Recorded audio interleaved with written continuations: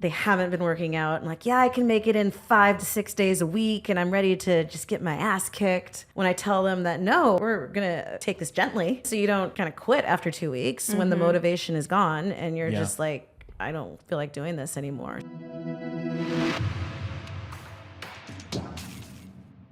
What's up, fam? Wow. I am Coach Jay. I am here with Coach Katie. and Coach Wendy. and Coach Rebecca. So it is the 5th of July. We're back. You guys up from the fireworks last night? I know you were. Had fireworks on your That's right. block. That's right. For Fireworks show. many hours. Did they, yes. does that happen where you live? Yeah, Wendy? my neighbor was doing all that. But Yeah. I was fine. I mean, I'm used to it. That's what happens here at the 4th of July. None of that in our Happened to you? neighborhood. No, not at all. I mean, yeah, you're like up there. Yeah. But I'm pretty sure you saw a nice view with all the stuff. We saw some fireworks. Yeah, it's this. It's a funny thing though. Fireworks have been illegal for what, like 12 years, 15 years, something like You that. never know A it. long time. Yeah, and they're just everywhere all the time. I think no police came down my block. I think they just gave up. What are you going to do? Yeah, there's other things they can be doing. All right, so I was thinking, we have a lot of clients that we've worked with, and we find that there's some sort of common things that kind of hold them back from getting to where they need to be, and we've gotten pretty good at helping people overcome some of those common things. So I thought today we would talk about what I believe are 6 beliefs that hold people back from their fitness goals. Right? Jay's beliefs. My Jay's beliefs of the beliefs. My belief of the beliefs. Okay. So it's been, I think, almost over 10,000 people that we've worked with here. And we hear kind of the same thing or the same sort of category of things every time. So I categorize them into 6. None of you guys have heard any of these, so you might be in violent disagreement, but we'll see. We'll see how it goes. Violent disagreements. That's not right. You just hit me with a bottle rocket or something like that. So the first one, the first belief that I think comes up quite a bit is people believe that getting to their fitness goals is going to be easy. Right? So they think it's going to happen fast. They think it's going to happen easy. You know, they come to the gym a few days a week. They eat a couple of, meals with broccoli, and then it's like all good. It's going to be easy. Or maybe if they're like an advanced athlete, I'm going to find this like perfect drill that's going to get me to, be able to do a handstand. Yeah. Right? Have you found that to be the case? Yeah. Yeah, that's good. Yeah.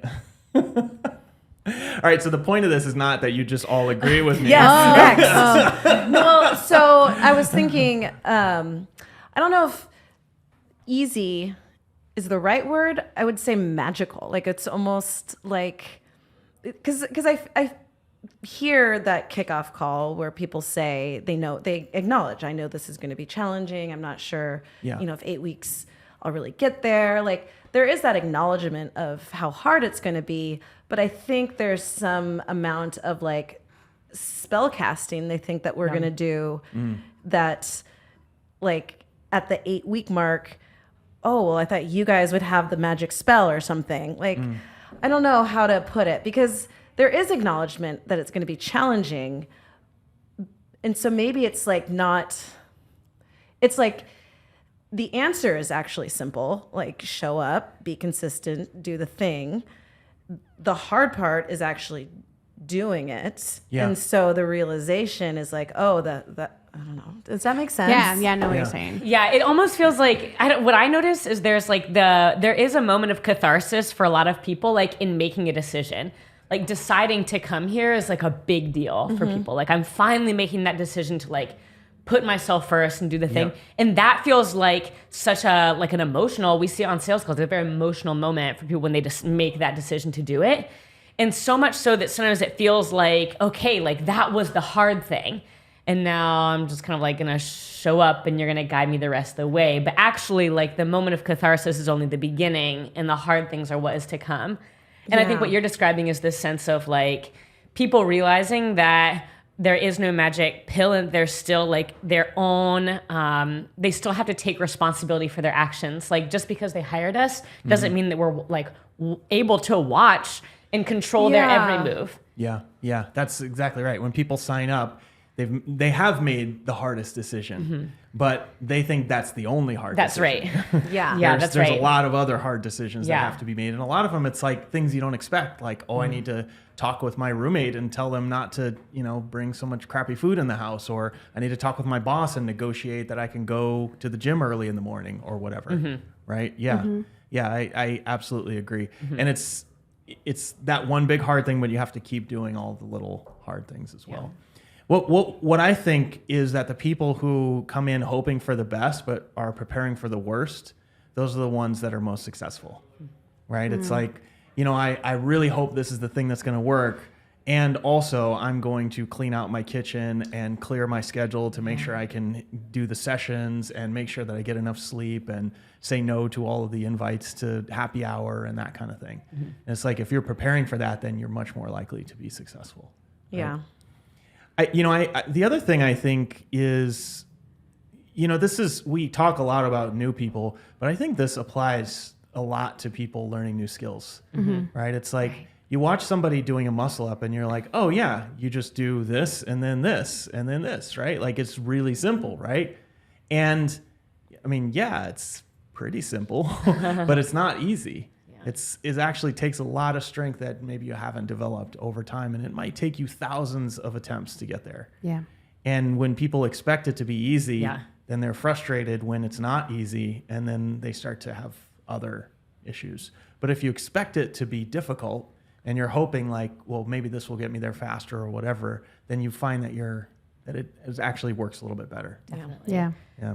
I think those gymnastic skills are like the most surprising for people because when you watch people who do them smoothly, it actually does look effortless. Yeah. And so there's this idea of like, well, shoot, Wendy can do the thing. And like, hey, maybe I can lift twice as much as Wendy, right? Like, I should be able to do the thing too. And it's like, maybe you can, but it's like with these specific positions and the timing and all of this stuff, it's like, that's all stuff that takes so much practice. Right. There's a lot of boring work That's right. that you Yeah. have to do to like. That's what get we're there. doing. That we're gymnastics class. Yeah. Boring stuff. Yeah. That's all we're doing. Yep. Yeah. That's right. All right. So number 2, actually, speaking of that, is that they have or that they lack some sort of natural ability or character trait. Totally. Right. So people believe that they either have this ability to be able to do a handstand or they don't. Right. And, Wendy might have the ability to do it, but I don't. Or they have some sort of character trait like, I'm, whatever. I have no discipline or, well, maybe that's a bad one because that comes up later. But like, maybe I'm just like, I have a sweet tooth or, Totally. whatever. Like I get so stressed and I have to do this thing. It's like they say these things and it just means that they don't even want to play the game. Does that make sense? So they say that after they start or before? So these are beliefs that just hold people back from reaching their goals. From reaching their goals. Yeah. I see. So, if you think you don't have some sort of natural ability, let's say you think that you are like uncoordinated or you just don't have upper body strength. Yeah. You're not even going to make an attempt to do some sort of like pull up or double under. Right? Yeah, or what I see, like actually this just happened to me this morning. So I'm working with a client who's working on getting push-ups. And like we just retested their push-up and they're like so much closer than when we tested it 8 weeks ago. They've been working on it. And what was crazy is we were talking about it today and doing a workout and preparing for workout. And we just did this test and we just celebrated the progress, right? And still like the repeat was like, oh, I'm just bad at push-ups. Like I'm just like, this is still, it's like because I don't have this skill yet, it's like I'm bad at it until I get the thing. But the problem with that is that like if you have that belief and you aren't able to see the progress that you've made, then you may stop, inches before you're able to actually get the thing. Yeah. You know? Or you just won't put the effort into the drills because you're like, I can't do this. Right. So you don't put the effort into the drills. So you don't actually develop the facility to do it. Versus like thinking, well, if I work hard enough at this, I'll be able to do it. Then you'll put the effort into the drills. Like I've seen that too. People will do the same drill over and over again, kind of like half-assed. And it's like, then they're wondering why they don't get it after 3 months. Yeah. You ever see that? Well, yes. With, Yeah. with some of my clients, like with my gymnastics class, right? Yeah. And this is why I switched the sessions because that's what I was seeing, right? We were doing the sexy stuff and it wasn't clicking in because they were missing like the boring stuff, right? Like the ring pulls and, you know, the holds too, right? The stability and all that stuff. And recently I've seen all of them just made tremendous, like just different the way they're moving with their gymnastics. Yeah. And a part of it because, you know, they're getting a ton of coaching from Katie and some of you guys too as well. But I also think they're also putting in the non-sexy stuff, right? And then it kicks in. Might take a while, but it does. And I think sometimes it's not being patient and you're seeing the person next to you just cranking 10 bar muscle ups and you're like, what the heck, man? I just got one. Why can't I do that? Yeah. So it's like a little bit of that too as well. I think the other thing too is I always tell them like, well, you don't know how long it took Jay to get 10 bar muscle ups. Like if you ask him, I'm pretty sure he's not going to tell you, well, I got 1 and then I got 9 in a row. Yeah. Right. Yeah, like yeah. that. No, he had to still do like the boring stuff. So he was able to do like that amount. Yeah. So I think also they just think that coaches are superheroes who are not humans like they are. Sometimes I think that's another part of it. Yeah. Yeah. If people knew the truth, Yeah. I don't think that they would actually maybe want to do the thing. Yeah. Yeah. It's like, Yeah. it's like 1,000 million reps. Yeah. It's like, it's really hard. It is. Yeah. It is. And then that can get to their head and it's like, well, I'm never going to get there if that's the case. Right. Yeah. But yeah. Well, it's like you've heard of the growth mindset versus the fixed mindset. I know you've heard of this, right? All right. So bonus point. Anyone remember the author? Carol Dweck. Ah, nice job. Boom. So she wrote this book called Mindset. I think it was Mindset. Yeah. Yeah. And it was like the growth mindset versus the fixed mindset. Have you heard of this? No. No. Okay. So basically she posits that there are 2 different types of mindsets. So one is a fixed mindset where you say, you know, I either have this ability or I don't, right? So I'm either coordinated or I'm not. And if you walk into the gym and we're doing, you know, double unders and you think that you are uncoordinated, then you will, and you go into that class thinking I'm not coordinated, then you won't put any effort into the drills because you just have it in your mind, I'm uncoordinated, I'll never get this, right? And so no matter how much time we spend with you, you will still think you're uncoordinated. And I've seen this, even if you get a double under, you'll say, well, I got that thing, but I'm not coordinated That's for these right. other That's things. right. Yeah. Right? And so that's like a fixed mindset, right? And you know, this is her sort of hypothesis. But people with a growth mindset, they'll see the double under and they'll say something like, well, if they can do it, then I can do it. Right? And if I find out the right drills or, you know, I practice it enough, then I'll be able to do it. Right? And they did a bunch of studies with kids, you know, and they kind of assessed the fixed versus growth mindset using a questionnaire. And then they found over time that kids with a growth mindset did better in school and they did better in work. They got into better schools, that kind of thing. Versus the one with a fixed mindset, they had higher anxiety. They, you know, didn't do as well. Like if something went wrong, they sort of fell apart, et cetera, et cetera. So the book goes on to talk about how to kind of cultivate a growth mindset. And it comes down to like, you know, making small steps towards something and then celebrating progress, right? So we talk about this in terms of like bright spots. It's like, okay, we're going to do double unders. Let's try a single under. Okay, yeah, you did 10 single unders. Great job. You know what I mean? It starts to slowly change how you look at things, right? Yeah. So, you know, this is one of the things that when people come in thinking they have or they lack some sort of natural ability, so even if you think you are coordinated, you come in you thinking I'm super coordinated, and then you kind of do double unders or those stupid crossover things. Like, oh my God, I got so many like whip marks on my legs. If I'm thinking I'm coordinated and then I run into something that I'm not able to do, I'm going to fall apart. Yeah. Right? Because it's just going to tear my ego down. Right. It's just like, I thought I was so coordinated. Right. Yeah. Right? That's good. So another way of you kind of reframing the way you think or say things, I was actually thinking about this on my walk here, like this idea I am good at weightlifting, for example. And just I was thinking about how I describe that and, you know, going into a growth mindset framing, I have become good at weightlifting. Yeah. And so just looking at that person next to you, you know, doing the 10 bar muscle ups, they have become really good at bar muscle ups. Yeah. And just adding that become to anything really. Like I can say that about Wendy in gymnastics. Yeah, she's good at gymnastics. If I saw her 15 years ago, she wasn't good at gymnastics. Terrible. So Wendy has become good at gymnastics, and it acknowledges all the hard work that you've put into this as well. And just using those words, like, you know, with yourself trying to do the push-up, wow, they've become good at push-ups. I too can become good at push-ups. Yeah. It's exactly right. Really And I think that's the approach, that if you come in thinking that you have all the abilities that you need to have to be able to do something, and it's just a matter of deciding whether you want to put in the work or not, then you have a much more likelihood of reaching that goal. Right. So, all right. So number three belief that hold people back from their fitness goals is that it's going to happen on their timeline.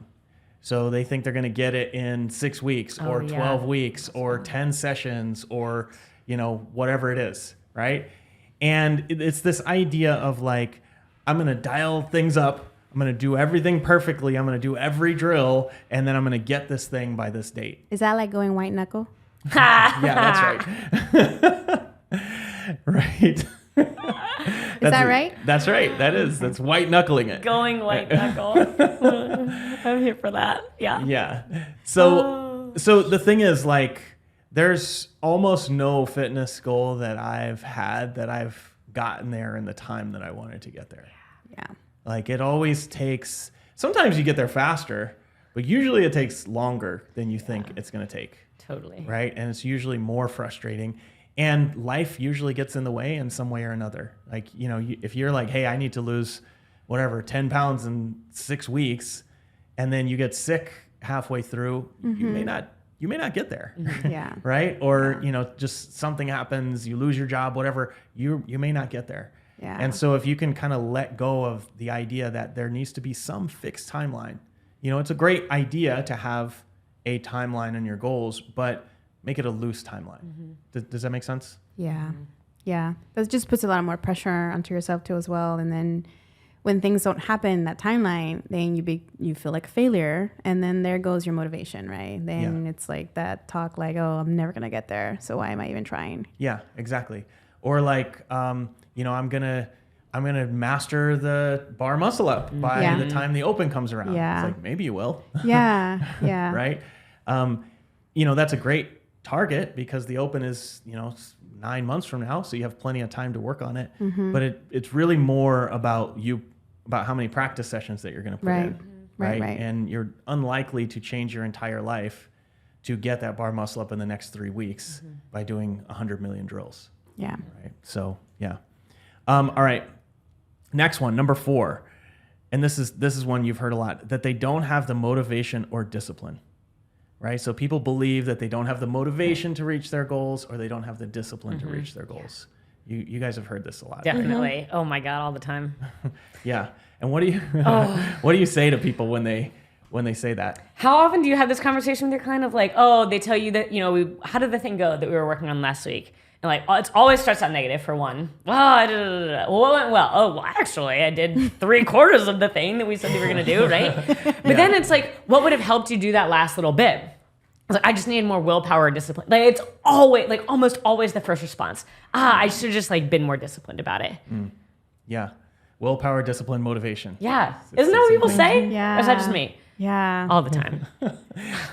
You look like you're going somewhere. Well, because Wendy. I'm like thinking right now, it's Yeah. like kind of almost every single session. Yeah. Yeah. So here's the thing. Have you ever heard this, Coach? Yeah, I just had a session where I was talking about motivation. Yeah. Okay, so here's the thing. Every single person that we have ever worked with has enough discipline and enough motivation to reach their fitness goals. Yeah. Yeah. Every single 100%. one. Right? I've never seen anyone that has walked in here and asked for help and did not have the motivation. If you are listening to this, you have the motivation to reach your fitness goals. You know how hard it is to listen to this podcast? Like, you have to have a phone, you have to go to the app, you have to go find the app, or, you know, you have to go get it on YouTube, and then you got to know how all that stuff works, right? Like, there's a lot of steps We got required. to get through our intro. Yeah, exactly. That's the easiest part to get in. But- to get through. There's a lot of steps required to actually even be to the point where you're listening to this thing, right? And the thing is, you apply your motivation and your discipline to the things that matter most to you. And right now, the thing that matters most might be getting up early, to brush your teeth and then starting work. Yeah. Right. It might matter more to make breakfast for your kids. It might matter more to do whatever. Right. But you have the actual motivation and discipline. Right. Yeah. So if you can accept that you have the baseline of this, and I tell people this all the time, like, did you graduate high school? More than likely, yes. Right? Okay, great. Have you ever done anything you were proud of? Yes. Did it take you more than 3 weeks? Yes. Okay, great. Like, you're able to do hard things over a long period of time. Yeah. Right? And most people have many stories like that in their lives. Like, they went to school for 12 years, right? And, some people went to college, some people went to graduate school. You can do hard things. So you have the ability to do it. It's just, what do you choose to spend that ability on? Right? Because you don't have the ability to do everything. You have the ability to do 1 to 3 things. This would be the pots on the stove. Yeah, That's right. You can only dedicate so much time. exactly. So the question to ask is, maybe what do you have to give up to be able to do this thing? The problem is not that you're not motivated. It's that, you ran out of meals and you didn't cook. Yeah. Right? Because you didn't want to go to the store because you were tired one day. Right. Right? So you might have to give up a little bit of sleep to go to the store to get your Right. meal prep. And then you might have to give up an hour of time that you might spend watching Netflix to prep your meals. Right. Right? Or shit, you can watch Netflix while you prep your meals. If you follow my meal plan, you barely even need to look at stuff. Right? But you Do it get in your sleep. Yeah, exactly. But like, so I think everyone has the discipline and the motivation to do it. And if you tell yourself you don't, then it's like an easy out, and it gives yourself an excuse not to have the hard conversation of, what did I choose to do instead? Yeah. Or like just creates this like nebulous sense of like, there's actually nothing actionable that comes out of, I'm not motivated or I'm not disciplined enough. It's like, well, what does that mean that you're going to do differently next week? Like, what specifically? Yeah. And it's just like, I don't know, it feels super nebulous. Yeah, I mean, it goes back to, I don't know, episodes ago when we were talking about the reticular activating system of saying, I am not motivated, I am not dedicated. And so then the next time something comes around, you're just finding more evidence that I am not, of course, I'm not dedicated. I'm not going to do this. Yeah. Yeah. And it just feeds into itself. Yeah. And that kind of comes back to the conversation you have at the beginning. It's just like, if you're going in thinking this is going to be easy, then you're not going to be willing to give anything up. You're not going to be willing to have any of those hard conversations, right? You're not going to be willing to say like, hey, I'm going to have to skip happy hour this week because that's hard, right? And you're going to go to happy hour and then you're going to go, well, I just didn't have the discipline this week. And it's like, well, actually, like, what was your fundamental expectation that this was just going to happen if you did it 5 days a week? Maybe that's the problem. Let's dig into that, right? Okay, well, great. You wanted to do this 5 days a week. Fantastic. It's going to take you 3 years instead of 6 months. You okay with that? Yeah. Great. Right. Then we make that choice and then we move forward with it. Yeah. All right. So we've got 2 more. So this last one, I know you guys are the second to last one. The fifth belief is that they need to do it all or do nothing. So this sort of all or nothing. You need to either be perfect or fuck it. Totally. Have you ever heard that? 100%. Every time. Well, okay, so perfect example. Having a conversation with a client, this was last week, and there was a sense of like, one of the things they've been working on is preparing more of their food. And when we sort of like were digging into this like sense of wanting to have more control over their food, it was like on a scale, like what's 0 control and then what's 10 out of 10 control, okay, let's define those. And then it's like, do you really need 10 out of 10 control? And I was like, well, actually, no, I'm okay with like preparing one meal instead of preparing all 3 in advance. And like, I can kind of make do doing the other 2 on the fly. Great. But it like it was that taking it down that actually helped the action happen. Because like with this sense of, okay, I'm working on preparing things, that means I have to prepare everything, and then nothing happens because it's just too overwhelming and too big. Yeah. Yeah. Yeah, I was just doing a goal setting session, and going to be as vague as possible, but the goal is to run, and it's like they're not running at all right now, and the goal is to run. And so my first question, the plan. So what can you do? And it's like, oh, this. I'm like, okay, you haven't been running, and so now you're going to do all of this. And so, I tried to just talk it through, like, what does it really look like? So then what are you doing in the next 48 hours? Yeah. And then it became like the reality set in, like, oh, well, I don't think I can run that much. Yeah. And so if I had just left it at like, okay, this is the plan, and not let the reality set in, we would have just, nothing would have happened. Yeah. Because it's just too overwhelming. Yeah. And so when the plan, or like this idea of what you think the plan needs to be, and I hear this a lot when people do their, kickoff calls, it's like they haven't been working out and like, yeah, I can make it in 5 to 6 days a week, and I'm ready to just get my ass kicked and do all these things. And it's almost like when I tell them that, no, we're gonna, take this gently and ease you in, so you don't kind of quit after 2 weeks when the motivation is gone, and you're just like, I don't feel like doing this anymore. So I don't even remember what the question was. No, All or nothing. Yeah. Yeah. Yeah. If it's too much, you're more likely to not do it at all. Right. Yeah, that's right. Yeah, that's right. Yeah, and it's like there's this idea, it's like you're either on your shit or you're off your shit. You've heard that. You've said that one before. You've heard that one before. Yeah. I said that? Or that you would do every single drill to get something, or you're doing no drills, right? Or that, like, oh, I need to do whatever, 45 minutes of muscle up practice today, or it doesn't count. It's like, okay, are you going to do that every single day? Because you're probably not going to survive that after a week or two. Or that you need to be some like professional fitness kind of person, and you need to have all the supplements or whatever, or, you just sit around and watch TV all day, right? And it's like, the thing is, there's a value, we've talked about this, there's value in like turning the volume to 10 sometimes. Yeah.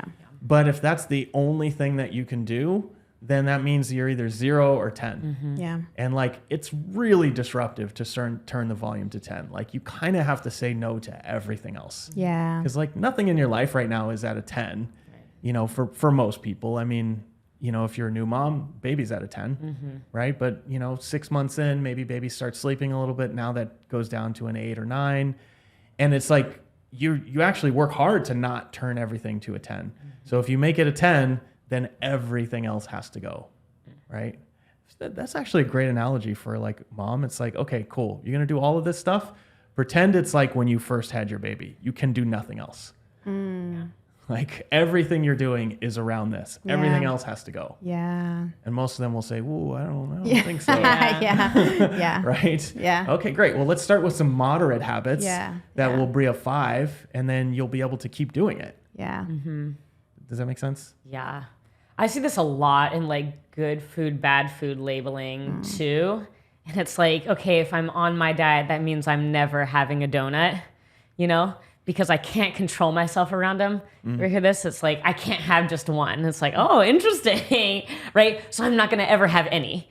And then that inevitably breaks down at some point, and then you're having all the donuts. And so there's like an interesting like learning of how do you even interact. I know, at least for me, when I was in recovery, like there was a lot of learning around how do I even interact with these foods where I harbor this belief that like I'm either having 0 of it or I'm having all the bags of it, Yeah. Yeah. That's why I get real lit up when people say that they can't do something. Yeah. Because when you say you can't, that's a belief. Like it's just a belief, right? Has there ever been anyone in the history of the world that's only eaten one donut? If the answer is yes, then you can probably do it too. Yeah. It's just that you choose not to, and that's fine. But just say that. Don't say I can't, right? Or it's like, oh, I can't run. Okay, cool. Oh, I'm having issues here. Has there ever been anyone in the history of the world that has been in worse shape than you that has run? If the answer is yes, then okay, cool. You choose not to, maybe for various reasons, but don't tell me that you can't. Yeah. right? Because you just limit that. Like now you'll never be able to run for the rest of your life. What kind of life is that? Like, is that the life you want? Yeah. I mean, it's not the life I want. Maybe I don't want to run every day or, 3 miles a day or whatever your client said they wanted to do. Oh yeah, it was. I mean, yes. Yeah. But, it's like that using those words is really indicative of a belief that, you can break if you choose to, right? All right, last one. Last belief that holds people back from their fitness goals. And this is a tough one. I don't know that you guys will agree with this one or everyone will agree with it. But the belief that there is a destination, right? That the goal is actually matters. So this is a tough one because here's the thing. Like you've all reached fitness goals in the past, right? Yeah. So did you stop working out after you got to those goals? No. Yeah. You picked a new goal, right? And then you went for that one. And ultimately, it's a game that you're playing. It's not necessarily a destination that you're getting to. You're not going to be happier. Your life is not going to be complete when you lose 15 pounds. It's just one of the games that you're playing. And when you recognize that, then it makes it easier for you to stick with it longer because you're not wrapping all of your identity up into reaching this destination. Does that make sense? That's so good because I run into that a lot with clients. Yeah. It's like, okay, great. We lost 30 pounds. That's what we said, right? Yeah. Okay, I'm done. Yeah. It's like, okay, well, not really.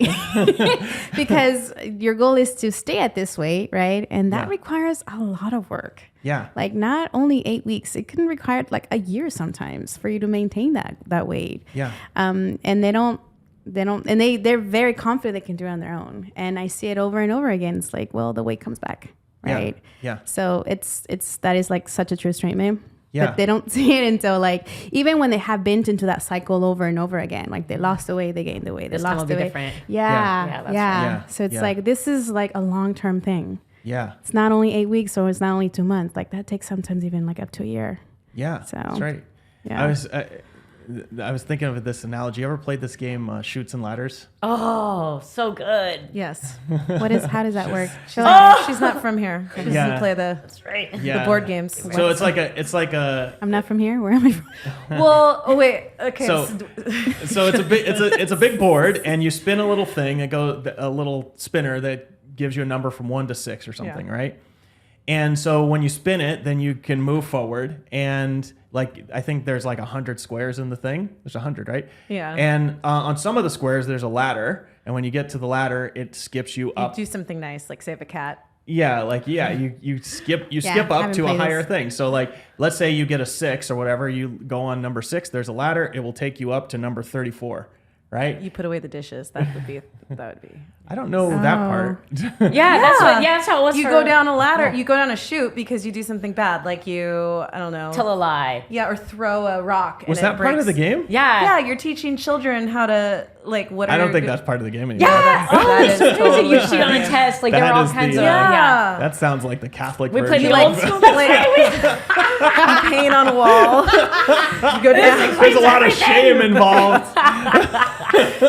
Yes, I'm going down the chute of life. That's right. So anyways, like at any given thing, you could either go up a ladder or you go down a little slide. And if you go down a slide, it takes you back like closer to the beginning. If you go up a ladder, it takes you closer to the end. I have this game at home with Yeah. the stuff. I'm gonna Yeah. bring it. Yeah, I want to see this new PC version of Chutes and Ladders. Wow. In the UK, it's called Snakes and Ladders. So it's even more Catholic because the snake bites you and you fall down. You eat the apple. Yeah, exactly. So anyways, the point is like, you're kind of, if you think about we'll see if this analogy lands. You think about your health as like, you're rolling this thing and you're moving along, and sometimes you find something that really works and you go up the ladder, Right. and sometimes you have a slip up and then you fall down a chute, right. But when you get to 100, it doesn't end. Like there's another 100 squares, Yeah. right? And it's just like part of the journey is you're going to have times where things are going really well and you skip ahead, times when things don't go well and you kind of slide back. But the point is to keep playing, because if you walk away from this game, it's over, right? It's like your health is like, you don't have your health, you are not here. You're dead, right? And so you got to keep playing the game in one form or another, right? So you might as well look at it as a game and like, okay, my game right now is I'm going to lose 15 pounds, right? Or I'm going to do a muscle up. okay, now I've got a muscle up. Now what else do I want to do? Right. Yeah. You know, or, oh, I was sick for 3 months. Now I want to get back into shape. All right. What is that game about? Right. I want to be able to do, you know, deadlift 200 pounds like I used to. Yeah. Right. What's that game about? You know what I mean? Yeah. So I don't know. Yeah. I Well- don't know about that analogy. No, I like it. I like Now it. I'm just thinking of shoots and ladders. Well, I recently bumped into a relative that I haven't seen in 20 years, and she was like, "Oh, I've seen your Instagram, and you know I've seen your lifting videos, blah blah blah. Like you're all set. Like, so what? Like, what's the secret?" And I was like, "What do you mean? What's the secret?" It's like, "Yeah, what diet did you do?" I was like, "I'm not on a diet. Like, I'm really not." And Yeah. she's like, "What do you mean?" Like, I feel like her belief was that once you get there, that's pretty much it. You don't have to put any more work, right? Mm-hmm. Like, you can Yeah. go back to your old habits of, eating out 3 times a week like you were before. And that doesn't hurt you. That hamburger is not going to get you back to that weight. Yeah. It's like, well, no, I pretty much, told her what I was doing. She's like, "What? That sounds like a diet." And I'm like, "No, it's actually my lifestyle. It's like the normal for me. And Yeah. this is how I'm able to maintain, how it is." But yeah, there's like, this belief is like, once you're there, it's like, okay, good. I don't have to put in the work no more. I'm done. Yeah. Right? I'm set. Yeah. I mean, more importantly, that you're happy with it. Yeah. Like what I'm doing now, I'm happy to do Yeah, that and continue yeah, doing it. yeah. Right. It's not like, oh man, I really wish I could have burgers for the 3rd, 4th, and 5th night in a row. Yeah. It's like- So it kind of took me back. I'm like, you see my food prep as a diet? Ouch. Right. Anything else to add here?